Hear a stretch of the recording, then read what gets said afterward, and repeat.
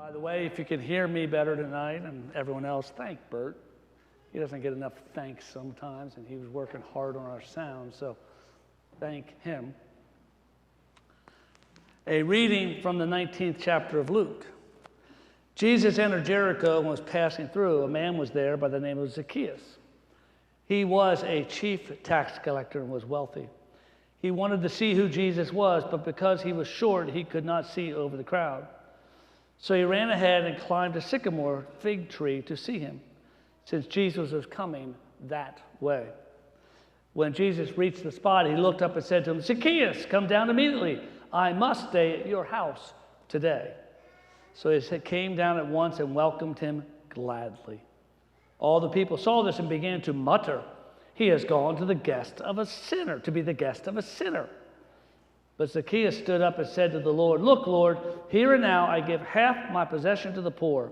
And if I've cheated anybody out of anything, I will pay back 4 times the amount."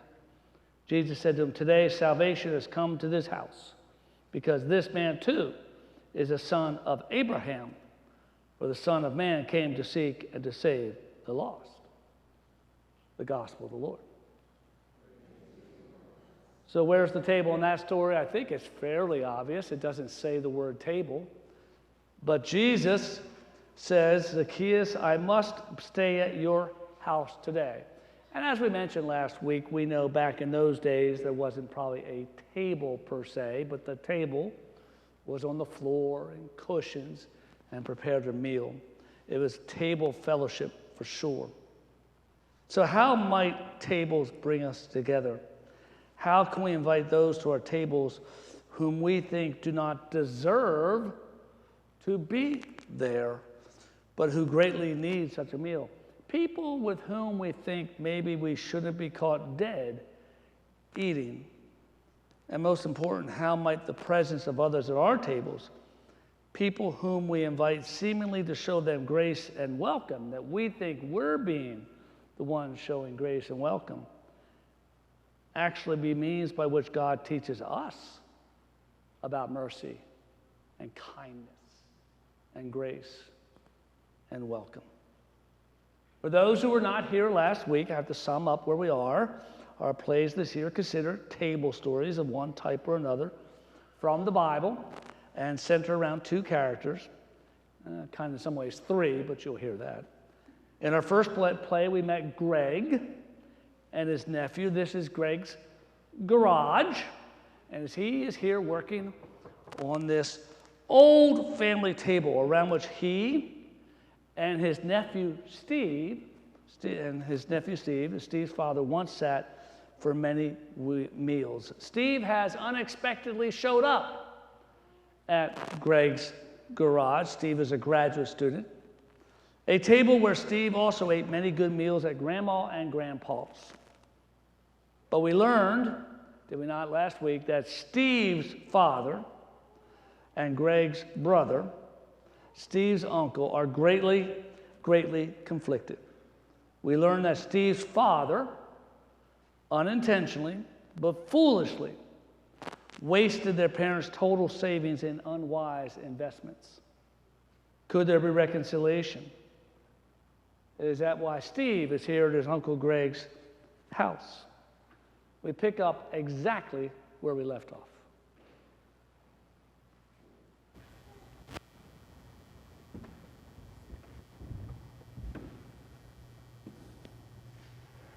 Can we talk about something else for a moment? I guess, if you insist. Oh, I insist. You sure you don't want a cup of coffee? Sure. You've got to love these things. A cup at a time. Your grandmother would have hated it. No, she was a pot at a time, and another pot after that. And decaf all afternoon. Do you have any idea how much coffee she drank sitting at that table? Vats and vats of it. And think of all the food that was eaten. Most of it by us kids and our friends. I remember one night I was sitting here at the table doing my homework. Mom and Dad had an unexpected guest show up. An old college friend of Dad's, I think. They were eating in the dining room. Anyway, Mom had made a cake, just a day or two earlier. Was it one of her famous slop cakes? No, this time I think it was German sweet chocolate cake. Oh, those were fabulous. Yeah, weren't they great? Anyway, the night before, my buddies and I had gone out. Out. Yeah, out. We came back here hungry, so we ate the whole cake. And I'm here sitting at the table, doing my homework, and I can literally hear Dad pat his big old stomach and say, "Now we can have a slice of German sweet chocolate cake." There was a pause. Then Mom said meekly, "Dave, that's all she said." And then he boomed out, "What? Those pigs ate it all!" I can hear him now. He could really boom, couldn't he? And eat. Well, could you blame him, fed the way he was by her? Who was with you? Was my dad there? No, I don't think so. I don't remember. He was 3 years older. I think he was away at college. But there was always plenty of food and always room for others. I remember one day, Jim walked right by my mom without saying hello. And I said, "Way to ignore my mom, Jim." He just said, "Well, I didn't recognize her without a cake on her lap." Uncle Jim. How did he become part of the family again? We met in grade school. He was not very good at sports, but he was always smart, though. Always. And I remember he had quite a knack for getting into trouble. He turned out okay. A lawyer. Yeah, like I said, he was always smart. How he made it from that family, I'll never know. I think his dad was in prison by the time we met from drugs. His mom, she wasn't a bad person. She was just selfish. She was always looking for some way for him to help her, not the other way around. Oh, he was always dirty and smelly in school. He'd buy these deodorant sprays and use way too much. I think that's what finally did it for Mom and Dad. What do you mean? Well, one night, we're sitting around this table talking about our day. We always did that. We were forced to. There were no TVs in the kitchen. We didn't have cell phones to look at, and even if we did, I promise you, Mom and Dad would not have allowed it. No one even answered the home phone during dinner. We were at the table. We were together. Oh, we'd laugh and argue and talk, sports, politics, religion. Anything was fair game. My dad would sometimes throw out something ridiculous just to get us all going. Well, that night, I'm making fun of Jim.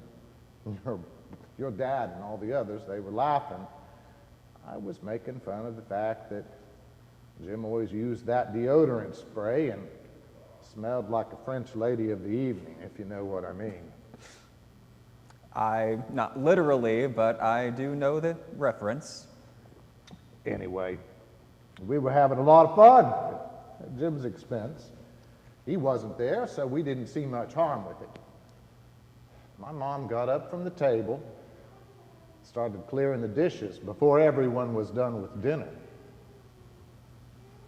I asked what was wrong. She said, "You know what's wrong." I tried to play dumb, but I knew. "Why do you think that poor boy sprays that stench all over him?" she asked. "Why?" To which I said, To cover up. to cover up the fact that his mom didn't do his laundry, that sometimes the water got turned off, and that he didn't have the house that we had. And then she said, "If you had any guts." Guts. I think she said something anatomically lower. She said, "If you had any guts, you'd ask that boy to dinner." I started to say something, but I could see the look on your grandfather's face. I knew she was right. We sat there at the table, finishing the meal in silence. No one had any cake that night. Well, did you ask him? Not right away. I mean, I didn't know that I wanted to. I didn't know him, and I knew I couldn't be seen or heard inviting him. 'Cause that would embarrass you? What would embarrass me was if he said no. What then? I couldn't even bear to look at him. So I waited. Then one night, Dad came to dinner, and he smelled like one of those French women. We could hardly stand it, but none of us said a word. We knew what he was saying. So the next day, I found Jim alone in the back of the classroom, and I went up to him and I said, "My parents told me that I should invite you to dinner." What a lousy thing to say. My parents told me to. What did he say? Well, he said, "Okay. That's it. Okay." Okay. Yeah, so then I said, "How about tomorrow night?" And he said, okay, he'd be there. He showed up right on time, of course. And he smelled, of course. But this I'll never forget. So did Dad. It wasn't as bad as before. It was more subtle. Just enough that maybe Jim wouldn't be noticed quite so much. Every time I think of that smell, I think of Jim and Dad and Mom and that night. Does Jim know? Oh yeah, sure. We talked about it years later. He told me that he noticed Dad's smell. He knew what Dad was doing. He still sprayed the stuff, of course. But he told me that sometimes he worried that if he didn't, he'd smell too bad otherwise. That smell. That smell is the smell of, well, welcome? Grace? Grace. Table grace. You know, we say grace around tables. But your grandpa and your grandmother, they showed grace around tables. Always. And Jim's been a dear friend ever since. Like a brother? You're pretty tricky, you know that. Sometimes. You knew that story perfectly well, didn't you? Pretty much, but it's such a great story. And you wanted me to tell it because of your dad. Yes. But it's different. Jim was a victim.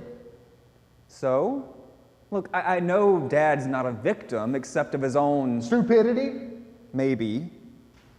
But sometimes I think that Dad did some things sort of like that stinky stuff that Jim used. Meaning? Maybe he was trying to cover up something that he wasn't proud of. Maybe he felt left out, less valued. He was always valued and loved. I know, until now. Don't you guilt trip me. I'm not trying to, really, I'm not. I've been struggling with this. Maybe it's Grandma and Grandpa. Maybe it's this table, this stupid table with its stains and cracks. But we have to find a way to try to